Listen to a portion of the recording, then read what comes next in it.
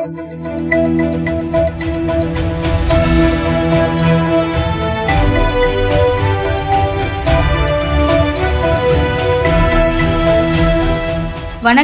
சக்தி விரைவு செய்திகள். புதுச்சேரியில் உழவர் திருநாளை முன்னிட்டு வரும் 17ஆம் தேதி பொது விடுமுறை அறிவிக்கப்பட்டுள்ளது.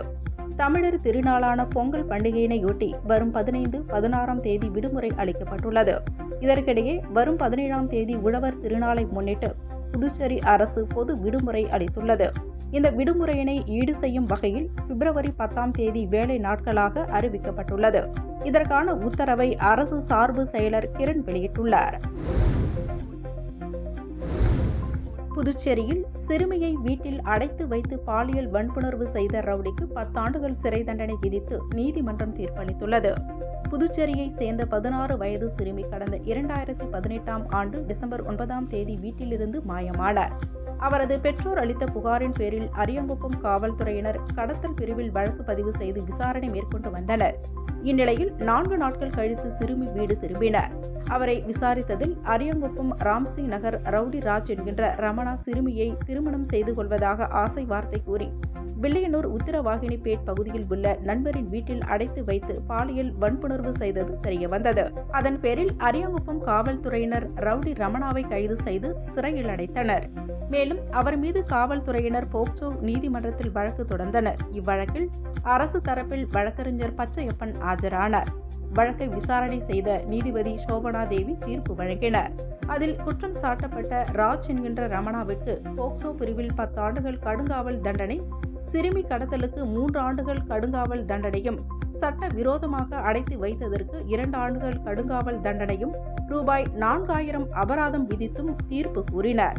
சிறை தண்டனையை ஏக காலத்தில் அனுபவிக்கவும் பாதிக்கப்பட்ட சிறுமிக்கு ரூபாய் 4 லட்சம் இழப்பீடு வழங்க அரசுக்கு உத்தரவிட்டார்.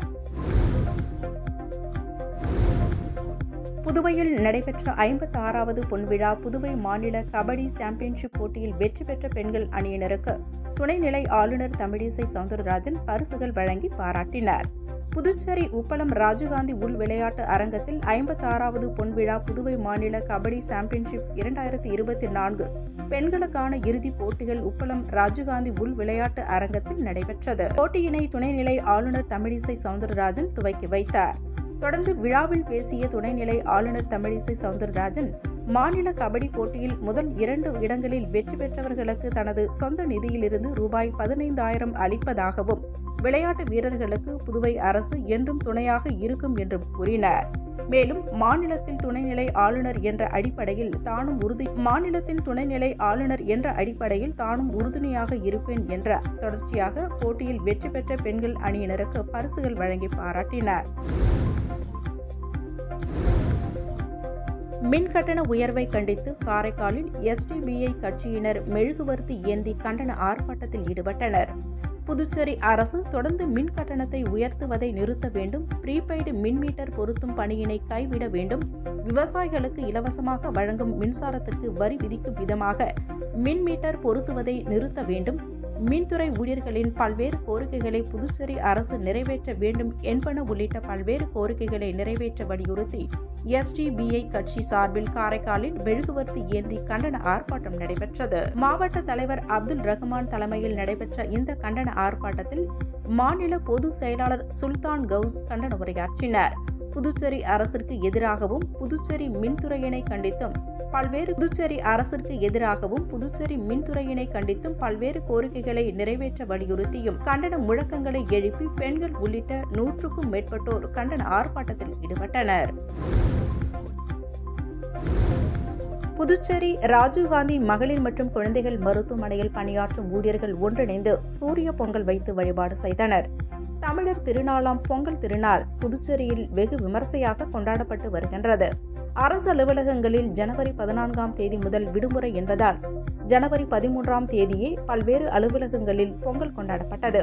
அதன் ஒரு பகுதியாக புதுச்சேரி ராஜீவ்காந்தி மகளிர் மற்றும் குழந்தைகள் மருத்துவமனையில் பணியாற்றும் ஊழியர்கள் மற்றும் பாட்டாளி தொழிற்சங்க பேரவை சார்பில் சூரிய பொங்கல் கொண்டாடப்பட்டது.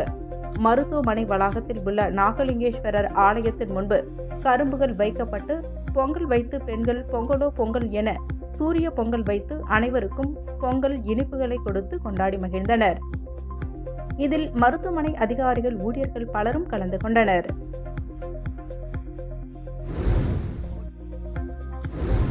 புதுச்சேரி மாநில அளவில் நடைபெற்று வரும் பெத்தாங் விளையாட்டுப் போட்டியில் 500க்கும் மேற்பட்ட ஆண்கள் பங்கேற்று விளையாடி வருகின்றனர்.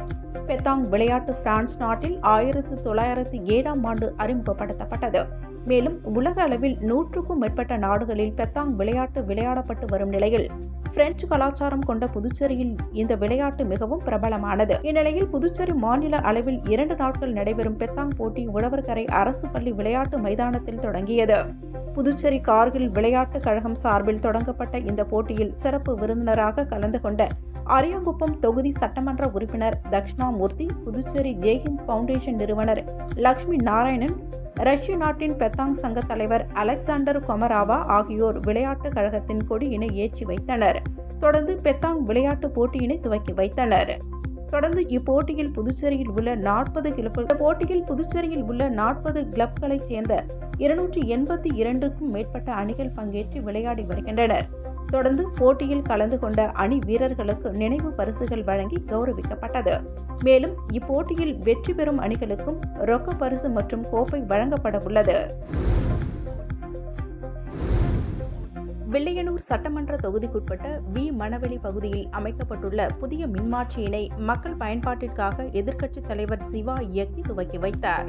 புதுச்சேரி மாநிலம் வில்லியனூர் சட்டமன்ற தொகுதிக்குட்பட்ட வி மணவெளி, தண்டுக்கரை வீதி மற்றும் அதனை சுற்றி உள்ள பகுதிகளில் நிலவி வரும் மின் பற்றாக்குறையினை போக்க மின்துறையின் மூலம் ரூபாய் 13 லட்சம் மதிப்பில் புதிய மின்மாற்றி அமைக்கப்பட்டு அப்பகுதி மக்களுக்கு அர்ப்பணிக்கும் நிகழ்ச்சி நடைபெற்றது. இந்த நிகழ்ச்சியில் தொகுதி சட்டமன்ற உறுப்பினரும் சட்டமன்ற எதிர்க்கட்சித் தலைவருமான சிவா கலந்து கொண்டு புதிய மின்மாற்றியினை மக்கள் பயன்பாட்டிற்கு இயக்கி துவக்கி வைத்தார். இந்த நிகழ்ச்சியில் அதிகாரிகள், தொகுதி திராவிட முன்னேற்ற கழக நிர்வாகிகள் உட்பட பலர் கலந்து கொண்டனர்.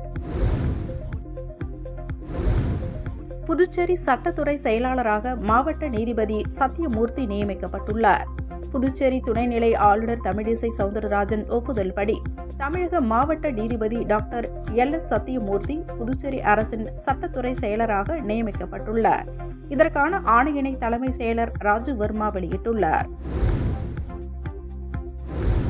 புதுச்சேரியில் கடலில் உயிரிழந்த 4 மாணவர்களின் குடும்பத்தினருக்கு தலா ரூபாய் 5 லட்சம் தருவதாக முதலமைச்சர் ரங்கசாமி உறுதியளித்துள்ளார். கடலில் மூழ்கி இறந்த மாணவர்களின் குடும்பத்தினருக்கு நிவாரணம் வழங்க கோரி சட்டமன்ற உறுப்பினர் நேரு முதலமைச்சரை சந்தித்து கோரிக்கை மனு அளித்தார். அவர் அளித்த கோரிக்கை மனுவில் புதுச்சேரி கடலில் மூழ்கி இறப்பவர்களின் எண்ணிக்கை ஆண்டுதோறும் அதிகரித்து வருவதாகவும், கடலில் இறங்குவோர்களை தடுக்கவும், மீறி குளிப்பவர்கள் கடலில் இழுத்துச் செல்லும் போது அவர்களை உடனே காப்பாற்றுவதற்கு நீச்சல் தெரிந்த பணியாளர்களை நியமிக்க வேண்டும். கடந்த 31ஆம் தேதி கடலில் மூழ்கி இறந்த 4 மாணவ மாணவியர்களின் குடும்பத்தினருக்கு தலா ரூபாய் 5 லட்சம் நிவாரணம் வழங்க வேண்டும் என கூறப்பட்டிருந்தது. மனுவை பெற்றுக்கொண்ட முதலமைச்சர் ரங்கசாமி பாதிக்கப்பட்ட குடும்பத்தினருக்கு தலா ரூபாய் 5 லட்சம் வழங்க நடவடிக்கை எடுக்கப்படும் என உறுதியளித்தார். புதுச்சேரி பாரதிய ஜனதா கட்சி மகளிர் அணியின் புதிய நிர்வாகிகள் பதவியேற்பு விழா மாநில தலைவர் செல்வ கணபதி தலைமையில் நடைபெற்றது. புதுச்சேரி பாரதிய ஜனதா கட்சியின் மகளிர் அணியின் நிர்வாகிகள் பதவியேற்பு விழாவும், தேசிய மற்றும் மாநில அளவில் நடைபெற்ற பெண்களுக்கான விளையாட்டுப் போட்டிகளில் வெற்றி பெற்றவர்களுக்கு பரிசளிப்பு விழாவும் புதுச்சேரி பாரதிய ஜனதா கட்சி தலைமை அலுவலகத்தில் நடைபெற்றது. மாநில மகளிர் அணி தலைவி ஜெயந்தி தலைமையில் நடைபெற்ற விழாவில் சட்டமன்ற உறுப்பினர்கள் கல்யாண சுந்தரம், ராமலிங்கம், அசோக் பாபு ஆகியோர் முன்னிலை வகித்தனர். விழாவில் சிறப்பு விருந்தினராக மாநில தலைவரும் பாராளுமன்ற உறுப்பினருமான செல்வ கணபதி கலந்து கொண்டு புதிய நிர்வாகிகளுக்கு சால்வை அணிவித்து வாழ்த்து தெரிவித்தார். இதைத் தொடர்ந்து தேசிய மற்றும் மாநில அளவில் நடைபெற்ற பெண்களுக்கான விளையாட்டுப் போட்டியில் வெற்றி பெற்றவர்களுக்கு பரிசுகள் வழங்கி பாராட்டினார். இந்த நிகழ்ச்சியில் மாநில பொது செயலாளர்கள் மௌலிதேவன், மோகன்குமார், மாநில பொருளாளர் ராஜகணபதி உள்ளிட்ட கட்சி நிர்வாகிகள் கலந்து கொண்டனர். நிகழ்ச்சிக்கான ஏற்பாடுகளை மாநில மகளிர் அணி பொது செயலாளர்கள் ஹேமமாலினி, கோகிலா மற்றும் மகளிர் அணி நிர்வாகிகள் ஆகியோர் செய்திருந்தனர். பல்வேறு கோரிக்கைகளை நிறைவேற்ற வலியுறுத்தி பொதுப்பணித்துறை தலைமை அலுவலகம் முன்பு பொதுப்பணித்துறை பொறியாளர்கள் கண்டன ஆர்ப்பாட்டத்தில் ஈடுபட்டனர். புதுச்சேரி பொதுப்பணித்துறையில் இளநிலை பொறியாளர் பதவிக்காக திருத்தப்பட்ட நியமன விதியினை நிறுத்தி வைப்பதோடு சங்கங்களுடன் கலந்து பேசி புதிய திருத்தம் மேற்கொள்ள வேண்டும். மேலும் ஏற்கனவே இளநிலை பொறியாளர் பதவிகளில் ஷோன் அகைன்ஸ்ட் முறையில் 6 வருடங்களாக பணி செய்து வரும் ஓவர்சீயர் மற்றும் பணி உதவியாளர்களை அந்த பதவியிலேயே நிரந்தரம் செய்ய வேண்டும். மீதமுள்ள பணி உதவியாளர்களை இளநிலை பொறியாளர்களாக பணியமர்த்த வேண்டும். இளநிலை பொறியாளர்களுக்கு உரிய பதவி உயர்வு அளிக்க வேண்டும் உள்ளிட்ட பல்வேறு கோரிக்கைகளை வலியுறுத்தி பொதுப்பணித்துறை பொறியாளர்கள் சங்கம் சார்பில் தலைமை அலுவலகம் எதிரே கண்டன ஆர்ப்பாட்டம் நடைபெற்றது. இந்த ஆர்ப்பாட்டத்திற்கு எழில்வண்ணன் தலைமை தாங்கினார். சங்க நிர்வாகிகள் பச்சையப்பன், அன்பழகன், வெங்கடேசன், மணிமாறன், சம்மேளன நிர்வாகிகள் பிரேமதாசன், ரவிச்சந்திரன், ராதாகிருஷ்ணன், கிறிஸ்டோபர், சீதாராமன், கலை மாமணி, டாக்டர் நமச்சிவாயம் ஆகியோர் முன்னிலை வகித்தனர். போராட்டத்தில் பொதுப்பணித்துறை பொறியாளர்கள் பலரும் கலந்து கொண்டனர். தொடர்ந்து வரும் 23ஆம் தேதி ஒட்டுமொத்த விடுப்பு எடுத்து தொடர் முழக்க போராட்டமும், பிப்ரவரி 5ஆம் தேதி முதல் அனைத்து பிரிவு பொறியாளர்களும் தொடர்ந்து விடுப்பு போராட்டம் நடத்துவதாகவும் அறிவித்துள்ளனர். காரைக்கால் கடற்கரையில் ஆபத்தை விளைவிக்கும் பாதுகாப்பின்றி உள்ள மின் கம்பங்கள் போர்க்கால அடிப்படையில் சீரமைக்க வேண்டும் என்று கோரிக்கை எழுந்துள்ளது. காரைக்கால் மாவட்டத்தில் திருநள்ளாறு சனீஸ்வர பகவான் ஆலயம் மற்றும் காரைக்கால் கடற்கரை உள்ளிட்ட சுற்றுலா பகுதிகளை உள்ளடக்கியது. இங்கு தினந்தோறும் காரைக்கால் கடற்கரைக்கு நூற்றுக்கணக்கானோர் வந்து செல்கின்றனர். அதேபோன்று ஞாயிறு மற்றும் விடுமுறை நாட்களில் ஆயிரக்கணக்கானோர் கடற்கரைக்கு வந்து செல்கின்றனர். சனிக்கிழமைகளில் திருநள்ளாறு சனீஸ்வர பகவான் கோவிலுக்கு செல்லும் பக்தர்களும் கடற்கரையினை சுற்றி பார்க்க வருகின்றனர். இந்நிலையில் உள்ளூர் வாசிகள் காலை மற்றும் மாலை நேரங்களில் நடைபயிற்சி மேற்கொள்ள கடற்கரை பகுதிகளுக்கு வருகின்றனர். இப்படி குழந்தைகள் முதல் பெரியவர்கள் வரை அதிகம் பயன்படுத்தும் சுற்றுலா தலமான காரைக்கால் கடற்கரை பகுதிகளில் உள்ள மின் கம்பங்களுக்கு அண்டர் கிரவுண்ட் கேபிள் மூலம் மின் இணைப்பு கொடுக்கப்பட்டுள்ளது. இது சரியாக பராமரிக்காத காரணத்தினால் அங்குள்ள மின் கம்பங்களில் மின் ஒயர்கள் பாதுகாப்பற்ற முறையில் வெளியில் தெரியும்படி உள்ளது. கடற்கரைக்கு வரும் சுற்றுலா பயணிகளோ சிறுவர்களோ யாரேனும் அதன் மேல் கை வைத்தால் உயிரிழப்பு ஏற்படும் அபாயம் ஏற்பட்டுள்ளது. இதுகுறித்து மின்துறைக்கு தகவல் அளித்தும் எந்தவித பாதுகாப்பு ஏற்பாடுகளும் செய்யப்படவில்லை எனவும், உடனடியாக போர்க்கால அடிப்படையில் வெளியில் தொங்கும் மின் ஒயர்களை சரி செய்து கடற்கரைக்கு வரும் சுற்றுலா பயணிகளுக்கு பாதுகாப்பு அளிக்க வேண்டும் என்று கோரிக்கை எழுந்துள்ளது. இத்துடன் சக்தி விரைவு செய்திகள் நிறைவடைகின்றன. வணக்கம்.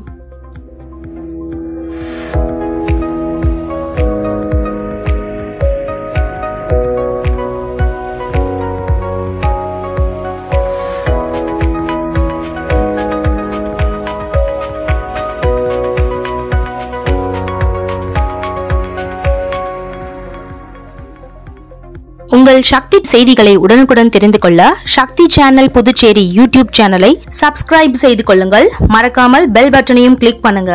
ஷேர் பண்ணுங்க, லைக் பண்ணுங்க. உங்கள் சக்தி சேனல்.